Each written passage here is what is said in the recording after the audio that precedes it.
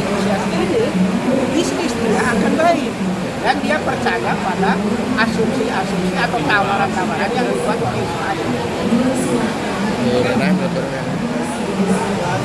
Ya.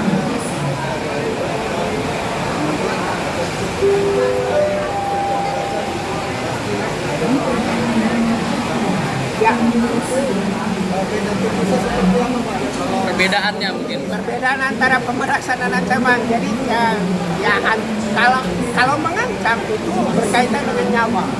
Ya, berkaitan dengan nyawa, berkaitan dengan nasib seseorang gitu ya. Mengancam itu bisa saja berkaitan dengan memeras, bisa berkaitan dengan sebuah permintaan. Ya. Tapi dalam konteks ini saya melihat konteksnya dari awal bahwa ada orang yang ini loh masalah saya gitu begini.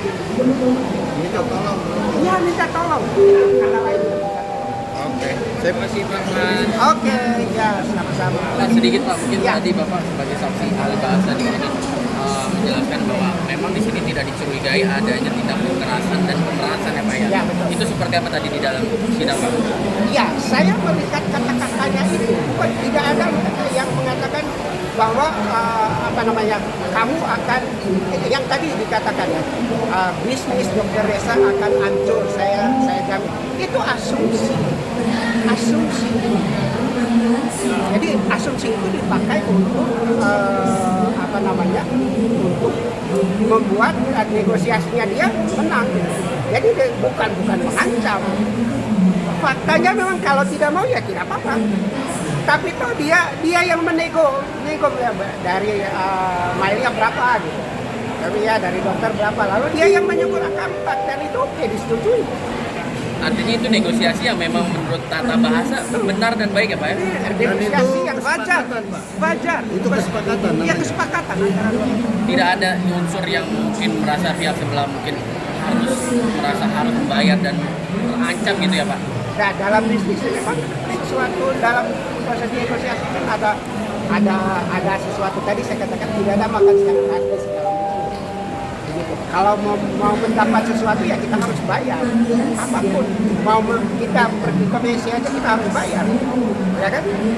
Kita harus bayar. Nah, supaya nasib seseorang itu tidak rusak, tidak ini, maka dia yang berkorban. Itu demi bisnisnya dia toh. Artinya dalam sebuah negosiasi berasumsi itu hal yang memang tidak masalah ya Pak? Ya, iya Mas, orang yang jual mobil juga bilang begitu kan. Semua bilang begini, oh ini bagus Pak, ini, tapi memang ya dia menjual baik-baiknya. Sesuatu yang membuat pihak lawan mereka, oh iya betul, boleh. Artinya tapi kalau Bapak melihat di sini memang murni semuanya itu tidak ada unsur pemaksaan juga ya Pak? Sama sekali. Tadi saya tegaskan. Oke ya. Bapak dari siapa Pak? Saya Frans Asri Datang, ahli bahasa dari Universitas Indonesia, Fakultas Ilmu Pengetahuan Budaya Prodi Indonesia. Siapa kasih ya Pak? Ya. Pak, berarti tadi Bapak kejar ya? Berarti saat Reza memenuhi tawar-menawar soal itu, di satu sisi apakah itu bisa dikatakan bahwa Reza itu juga mencari untung dengan memenuhi tawaran itu? Iya, dia pasti dia pasti mau membayar itu karena dia melihat ada efek positifnya. Dia pasti ada efek positifnya, makanya dia membayar, dan membayarnya yang menawar itu Mas, itu Dr. Reza-nya, bukan main. Ya memang Niki mengatakan 5M gitu ya, kan dia dengar dari situ, tapi di dalam chat itu tidak ada. Berarti jauh dari kata pemaksaan itu? Sama sekali tidak. Pemerasan? Bahwa dia memang harus membayar, itu proses bisnis. Oke Bapak, apa yang bisa Bapak simpulkan dari semua chat yang sudah Bapak baca kemarin? Ya tadi intinya satu kata, jadi saya tidak melihat ada ancaman, ada pemerasan, tetapi ini adalah proses negosiasi bisnis. Pada zaman sekarang negosiasi itu bisa berlangsung seperti itu modelnya gitu. Jadi ada chat antara satu dan pihak lain, tidak ada apa istilahnya ya, buat perjanjian dan lain-lain itu tidak ada. Tapi karena dua-duanya mau dan setuju ya proses pembayaran seperti itu. Ya. Nah, Artinya sebagai penegasan lagi bahwa dalam kasus ini tidak ada pemerasan ataupun ancaman yang betul, tidak ada. Saya di dalam sidang tadi mengatakan itu. Bapak tadi Bapak Dengan TPPU, tidak ada undang-undang TPPU, jauh sekali. betul jauh ya. Iya, mungkin itu soal lain lagi. Ya, oke. Ini satu alasan yang bisa Bapak jelaskan kenapa Soal terlalu TPPU jauh ini dari terlalu TPPU. jauh kalau Ya ini tadi alasan utamanya, jadi saya melihat dari awal, gitu ya. Jadi ada orang yang menyampaikan saya mau ketemu dengan Niki gitu.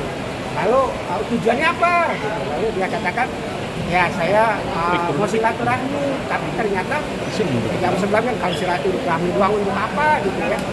Dan ketika dia di sebelah bilang kalau tidak ada uangnya, ya nggak mau gitu. Dia itu sah-sah saja dong. Jadi kalau misalnya saya dipanggil untuk bertemu, tapi saya katakan ya ngapain ya? Kalau nggak ada untung buat saya kan datang. Kan begitu. Oke, Pak, ini mungkin yang terakhir. Sebagai